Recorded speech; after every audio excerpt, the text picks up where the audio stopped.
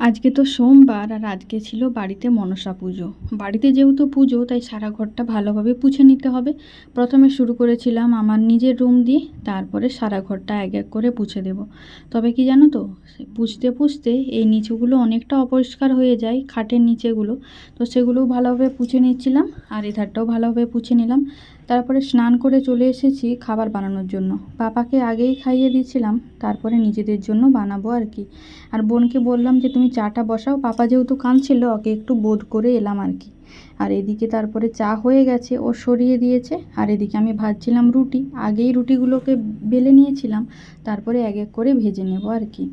আর রুটি আমি আগেই এমনি সেঁকে নিতাম, কিন্তু এখন আমি ফোনে দেখলাম যে ছ্যাঁকাটা একদমই ভালো না, মানে গ্যাসের উপরে সে ছ্যাঁকাটা একদম ভালো না। তাই আমি এইভাবেই একটু ফুলোনোর চেষ্টা করি, যেটা ফুললো ফুললো, যেটা না ফুললো না ফুললো।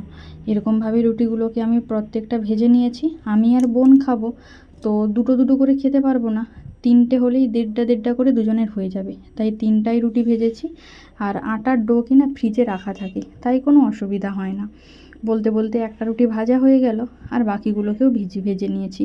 এবার চাটা দুজনের জন্য গড়াবো, দুজনেই আজ খাবো দুধ চা। প্রত্যেক দিনই দুধ চা খাই, তবে দুধ চা না খেলে যেন হয় না, মন ভরে না এরকম। দুধ চা কিন্তু একদমই ভালো না, তবুও খাচ্ছি। যে মন না ভালো থাকলে কি করে হবে বলো, দুধ চা খেতে পছন্দ। অন্য সাইডে বোন খাচ্ছিল আর এদিকে আমি খাচ্ছিলাম। খাওয়া দাওয়ার পরে জামা কাপড় ধুয়ে চলে এসেছি রান্নাঘরে।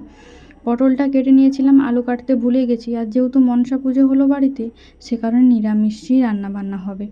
এই দেখো, পটলটা নিরামিষই রান্না করব। প্রথমে আলুগুলোকে ভেজে নিয়েছিলাম নুন দিয়ে, আর তারপরে পটলগুলোকে ভেজে তুলে নেব।